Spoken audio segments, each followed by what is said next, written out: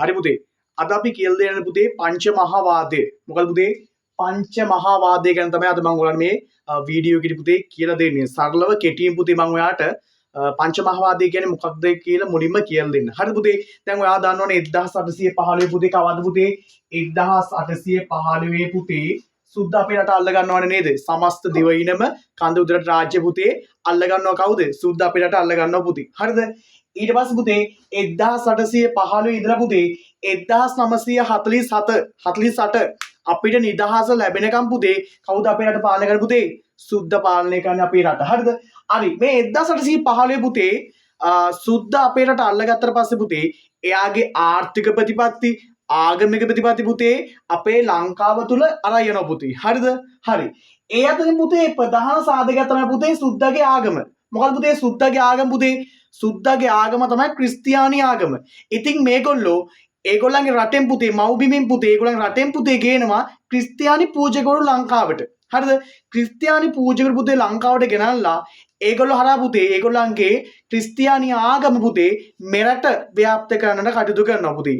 අන්න එවන් සමයක පුතේ මෙන්න මේ කියන පංචමහා වාදේ නැත්නම් පුතේ වාද පහක් ලංකාවේ සිද්ධ වෙනවා.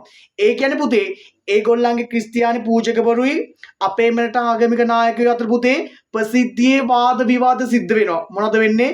ප්‍රසිද්ධියේ වාද විවාද පුතේ. ඉස්සර මතයක් තිබ්බ පුතේ මේ ප්‍රසිද්ධියේ වාද විවාද පවත්වනකොට ජය ගන්න පක්ෂයේ මතය තමයි පුතේ සමාජයේ පිළිගැනුමට ලක් වෙන්නේ. සරලව කිව්වොත් පුතේ ඔයා හිතන්නේ මම ක්‍රිස්තියානි අයෙක්, ඔයා බුද්ධ ආගම ඉගෙන ගත්ත අයෙක්, ඔයයි මා අතර පුතේ පොඩි කතා බහක් යනවා. පොඩි කතා බහක් යනවා. ඒකෙදි පුතේ කට්ටිය වට වෙලා අහගෙන ඉන්නවා. අපි තර්ක කරනකොට පුතේ මගේ මතය පිළිගත්තා නම් අන්නේ මම කියන මතය සමාජයත් පිළිගන්නවා. අනේ පුතේ දැන් ඔය ක්‍රිස්තියානි පූජකවරුයි ලාංකීය ආගමික නායකයෝ අතර පුතේ ඇතිවෙච්ච වාද ටිකට අපි කියන පුතේ පංච මහා වාදය කියලා. එතකොට කියන්නේ පුතේ පංච කියන්නේ පුතේ පහ. හොඳට මතක තියාගන්න පංච කියන්නේ කීයද? පහක් පුතේ. එවන පුතේ ලංකාවේ පංච මහා වාදය කියලා පුතේ වාද පහක් ඇති වුණා. ඉතින් මේ වාද පහ වර්ෂ ටික ඔයාට අමාරුයි. ඒ විතරක් නෙමෙයි මේ වාද ටික ඔයාට පිළිවෙලකට මතක තියාගන්න අපහසුයි. අන්න ඒකට පුතේ මම ඔයාට සරල ක්‍රමයක් අද පුතේ කියලා දෙනවා. හරිද? එහෙනම් බලමුකෝ මොකද්ද මේ සරල ක්‍රමය කියලා පුතේ. මෙන්න මේ කවිය මතක තියාගන්නකෝ මම කියලා දෙන්න පුතේ. මෙන්න මේ කවිය මතක තියාගන්න. හරිද? ඔන්න පුතේ යාළුවෙක් ඉන්න පුතේ බණ්ඩා. හරිද? බණ්ඩා තමයි පුතේ යාළුවා. බණ්ඩා කියන මෙන්න මෙහෙම කතාවක්. බණ්ඩාගේ යාළුවා කියන පුතේ බණ්ඩාට මෙහෙම කතාවක් පුතේ. එයා කියන පුතේ බණ්ඩෝ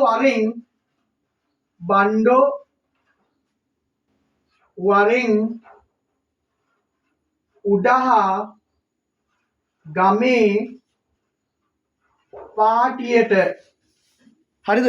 චුට බණ පුතේ පේනවද දන්නේ නැහැ. හරි මේ මං කියන කතාව අහගන්න පුතේ. ඔන්න බණ්ඩාගේ යාළුවා කියන පුතේ බණ්ඩාට බණ්ඩෝ වරෙන් උඩහගමේ පාටියට. මොකද පුතේ? බණ්ඩෝ වරෙන් උඩහගමේ පාටියට. හරි පුතේ. මොකද පුතේ මේ බණ්ඩෝ වරෙන් උඩහගමේ පාටියට කියලා කියන්නේ පුතේ මොකද්ද? බණ්ඩෝ වරෙන් උඩහගමේ පාටිය දාන්න පුතේ. බණ්ඩෝ කියන්නේ මොකද්ද පුතේ? මෙන්න පළවෙනි වාදය පුතේ මොකද්ද? පුතේ බද්දේගම වාදය. බද්දේගම වාදය. අන්න පළවෙනි වාදය මොකක්ද පුතේ? බද්දේගම වාදය. මොකද? බණ්ඩෝ වරෙන් උඩහගමේ පාටියට බණ්ඩෝ වරෙන් උඩහගමේ පාටියට මොකද? බණ්ඩෝ වරෙන් උඩහගමේ පාටියට බණ්ඩෝ වරෙන් උඩහගමේ පාටියට පුතේ. එහෙනම් පුතේ මොකද පළවෙනියෙන් බණ්ඩෝ කියන්නේ මොකද්ද? බද්දේගම වාදය. බද්දේගම පුතේ වාදය. ඊට පස්සේ වරෙන් කියන්නේ මොකද්ද පුතේ? වරෙන් කියන්නේ පුතේ වරාගොඩ වාදය. මොකද්ද? වරාගොඩ අන්න වරාගොඩ වාදය. අන්න පුතේ වරෙන් කියන්නේ කොහෙද? වරාගොඩ වාදය. ඊට පස්සේ පුතේ උඩහ කියන්නේ පුතේ උඩහ කියන්නේ පුතේ උදම් විට වාදය. මොකද්ද? උදම් විට වාදය. හරිම ලේසි. දැන් ඔන්න ඔයා දන්නවා පංච මහා වාදය. හරිද? ඔන්න ඔයා ඒකට සින්දුවක් පාඩම් කරගන්නවා. මොකක්ද? බණ්ඩෝ වරෙන් උඩහගමේ පාටියට බණ්ඩෝ වරෙන් උඩහගමේ පාටියට පුතේ. ඔන්න පළවෙනි එක අපි කිව්වා බණ්ඩෝ කියන්නේ මොකක්ද? බද්දේගම වාදය. වරෙන් කියන්නේ මොකක්ද පුතේ? වරාගොඩ වාදය. උඩහ කියන්නේ පුතේ මොකද්ද? උදම් විට වාදය. තව දෙකක් තියෙනවා. මොකක්ද? ගමේ පාටියට. මොකද්ද ගමේ කියන්නේ පුතේ? ගම්පොළ වාදය. මොකද්ද? ගම්පොළ වාදය පුතේ. අන්තිම එක පුතේ පාටියට කියන එක ඔයා කොහොමද දන්නේ මොකද්ද? පානදුරා වාදය. පානදුරා වාදය. දැන් බලන්න පුතේ ඔයාලට ජීවිතේටවත් මේක අමතක වෙනවද කියලා බලන්න පුතේ. ජීවිතේට මේක අමතක වෙයිද? හිතන්නකෝ ඔන්න ඔයා පංචමහාවාදය ගැන විභාගෙදී ලියන්න යන්නේ. හරිද? ඔයාට කොලේ හම්බෙච්ච ගමන් විභාගෙදී ඔයා ලියා ගන්නවා බණ්ඩ වරෙන් උඩහගමේ පාටියට. බණ්ඩ කියන්නේ පුතේ මොකද්ද? බද්දේ ගම වාදය. වරෙන් කියන්නේ පුතේ වරා ගොඩ වාදය. උඩහ කියන්නේ පුතේ උඩම් පිට වාදය. ගමේ කියන්නේ පුතේ ගම්පොළ වාදය. පාටියට කියන්නේ පුතේ මොකද්ද? පානදුරා වාදය. හරි. රයිට් සර් මට මෙන්න මේ ටික හොඳට පුළුවන්. මට මේ ටික හොඳට පුළුවන්. හරි. ඒ වුණාට වැඩක් නෑනේ. ඔයාට වර්ෂ ටික මතක නැත්තම් නේද? ඔයාට වර්ෂ ටික මතක නැත්තම් මේක වැඩක් නෑ. වර්ෂ ටිකත් එපේ. හරි. ඔයා මේම හිතන්නකෝ මම ඔයාට මෙහෙම කතාවක් කියනවා. ඔය ඉංග්‍රීසින් ගැන කතා කරනකොට හරිද?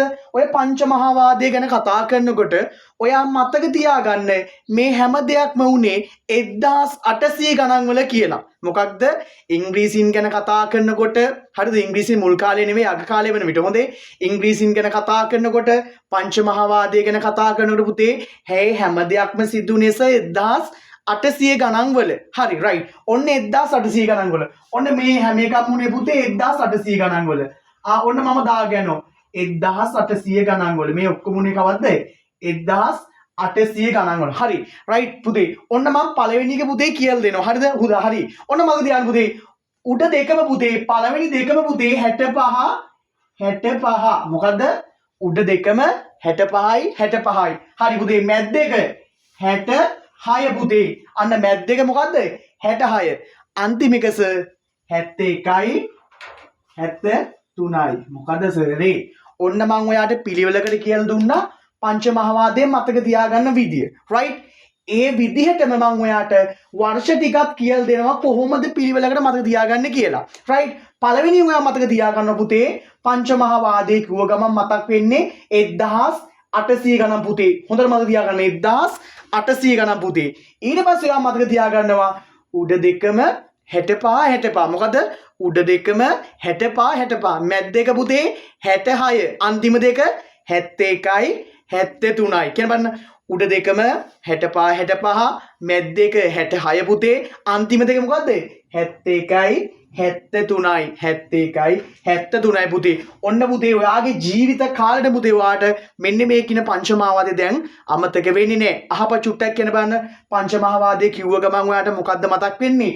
බණ්ඩෝවරෙන් උඩහග මේ පාටියට බණ්ඩෝවරෙන් උඩහග මේ පාටියට. මොකද පුතේ බණ්ඩෝ කියන්නේ බද්දේගම වාදය, වරෙන් කියන්නේ පුතේ වරාගොඩ වාදය, උඩහ කියන්නේ පුතේ මොකද?